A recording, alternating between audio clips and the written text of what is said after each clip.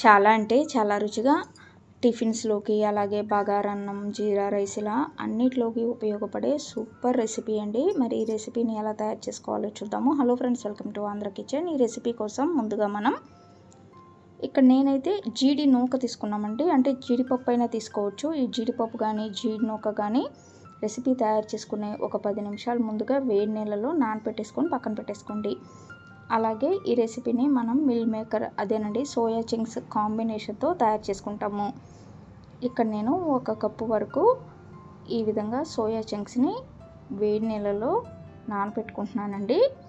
నానబెట్టుకునే గిన్నెని పక్కన పెట్టేసుకోండి. అలాగే ఇంకొక గిన్నెలో కూడా వేడి నీళ్ళు కాచుకోండి. అంటే మనకి రెసిపీ తయారు చేసుకునేటప్పుడు ఉపయోగపడతాయి. ఆ వేడి నీళ్ళ గిన్నెని పక్క స్టవ్ మీద పెట్టేశాను. ఇప్పుడు ఈ స్టవ్ పైన బాండీ పెట్టేసుకున్నాను. బాండీలోకి తగినంత నూనె వేసుకోండి. నూనె కాగిన తర్వాత ఇందులోకి 1/2 చెంచా వరకు సోంపు వేసుకోవాలండి. జీలకర్ర వేయకూడదు, గుర్తుపెట్టుకోండి. సోంపు మాత్రమే వేసుకోండి. ఇవి కొంచెం వేగుతున్నాయి అన్నప్పుడు ఇందులోకి సన్నగా కట్ చేసుకున్న వెల్లుల్లి ముక్కలు వేసుకోవాలి. వెల్లుల్లి అనేది ఇక్కడ నేను ఒక పాయి మొత్తం వేసుకున్నానండి. ఒక వెల్లుల్లిపాయ మొత్తాన్ని వేసుకున్నాను. ఈ విధంగా చిన్న చిన్న ముక్కలుగా కట్ చేసుకొని వీటిని వేయించుకోవాలి. ఇవి కొంచెం వేగిన తర్వాత ఇందులోకి మళ్ళీ మనం ఉల్లిపాయ ముక్కలు వేసుకోవాలి. ఉల్లిపాయ ముక్కలను కూడా చిన్న చిన్న ముక్కలాగా కట్ చేసుకొని వేసుకోండి. పెద్ద ఉల్లిపాయ తీసుకున్నానండి. ఈ విధంగా ఒక పెద్ద ఉల్లిపాయని ఈ విధంగా చిన్న ముక్కల్లాగా కట్ చేసుకొని వేసుకున్నాను. ఉల్లిపాయ ముక్కలు కొంచెం కలర్ చేంజ్ అయ్యే వరకు వేయించుకోవాలి. ఇక్కడే మనకి కొంచెం టైం అనేది ఉల్లిపాయ ముక్కలు వేగటానికి టైం పడుతుందండి. ఈ కాంబినేషన్తో తయారు చేసుకున్న ఈ రెసిపీ మనకి ఇడ్లీలోకి, దోశలోకి, చపాతీ, పుల్కా అలాగే పరోటాలో కూడా సూపర్గా ఉంటుందండి. అలాగే రైస్ కాంబినేషన్గా కూడా ఈ రెసిపీని తీసుకోవచ్చు. చూడండి, ఇక్కడ ఉల్లిపాయ ముక్కలు వేగాయి. వేగిన తర్వాత ఇందులోకి 1/2 చెంచా పసుపు వేసుకోండి. 1/2 చెంచా కారం వేసుకోండి. అలాగే తగినంత ఉప్పు కూడా వేసుకోండి.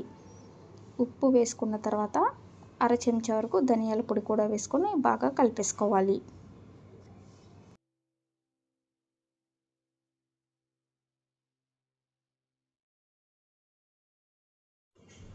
మసాలాలు కూడా ఉల్లిపాయ ముక్కలతో పాటు వేగిన తర్వాత 2 మీడియం సైజ్ టమాటాలని చిన్న ముక్కలుగా కట్ చేసుకొని వేసుకున్నాను. ఈ టమాటా ముక్కల్ని ఇప్పుడు మనం మగ్గించుకోవాలి.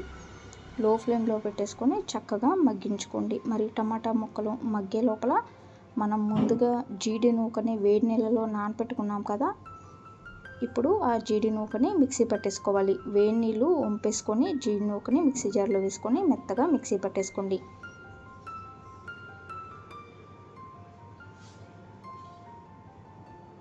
చూడండి, ఈ విధంగా మిక్సీ పట్టేసుకోవాలి. ఇప్పుడు ఈ పేస్ట్ని పక్కన పెట్టేసుకోండి. ఇక్కడ టమాటాలు చక్కగా మగ్గిపోయాయి కదా, ఇప్పుడు ఒకసారి కలుపుకుందాము. కలిపిన తర్వాత ఇందులోకి వేడి నీళ్ళు ఒక 1/2 కప్పు వరకు కానీ వేసుకోండి. ఇప్పుడు మళ్ళీ ఒకసారి బాగా కలిపేసుకున్న తర్వాత ఇందులోకి మనం వేడి నీళ్ళలో నానబెట్టుకున్న ఈ మిల్ మేకర్స్ని గట్టిగా పిండుకొని బాండీలోకి వేసుకోవాలి. ఇప్పుడు ఈ మసాలాలు అలాగే ఉప్పు కారం అన్నీ మిల్ మేకర్స్కి పట్టేలాగా కలుపుకోవాలి. ఈ విధంగా కలుపుకున్న తర్వాత ఇందులోకి మిక్సీ పట్టేసుకున్న ఈ జీడిపప్పు కానీ జీడి నూక పేస్ట్ కానీ వేసుకొని మళ్ళీ ఒకసారి బాగా కలుపుకోవాలి. అలాగే మిక్సీ జార్లో కొంచెం నీళ్ళు పోసుకొని ఆ నీటిని కూడా బాండీలోకి వంపేసుకోండి. ఈ విధంగా కలుపుకున్న తర్వాత 2 చెంచాలు పెరుగును వేసుకోవాలండి. పెరుగుని బాగా చిలికి వేసుకోండి. పెరుగు వేసుకున్న తర్వాత ఇక్కడ నాకు ఉప్పు అనేది సరిపోలేదు అనిపించిందండి, కాబట్టి ఇంకొక 1/2 చెంచా వరకు ఉప్పు వేసుకున్నాను. అలాగే మిరియాల పొడి 3/4 చెంచా వరకు వేసుకున్నానండి. మిరియాల పొడి అసలు స్కిప్ చేయొద్దు. ఇప్పుడు మళ్ళీ బాగా కలుపుకొని ఈ మసాలా ఈ జీడిపప్పు పేస్ట్ ఏదైతే వేసుకున్నామో ఇదంతా కొంచెం ఉడకటానికి ఒక 2 కప్పుల వరకు నీళ్ళు పోసుకోండి. స్టవ్ పైన మనం వేడి నీళ్ళు పెట్టుకున్నాం కదా, ఆ వేడి నీళ్ళనే వేసేసుకొని ఉడికించుకుంటే మనకి రెసిపీ కూడా త్వరగా అయిపోతుంది. దగ్గర పడే వరకు ఉడికించుకొని ఇక స్టవ్ ఆఫ్ చేసుకుంటే చాలు. మనకి సోయా చంక్స్ అదేనండి మిల్ మేకర్ కాంబినేషన్తో రెసిపీ రెడీ అయిపోయినట్లే. మరి మీ అందరికీ ఈ జీడి నూక కాంబినేషన్తో తయారు చేసుకున్న ఈ మిల్ మేకర్ రెసిపీ వీడియో కనుక నచ్చినట్లయితే ఈ వీడియోని లైక్ చేయండి, షేర్ చేయండి. మరిన్ని వీడియోస్ కోసం మా ఛానల్ని సబ్స్క్రైబ్ చేయండి. Thank you for watching.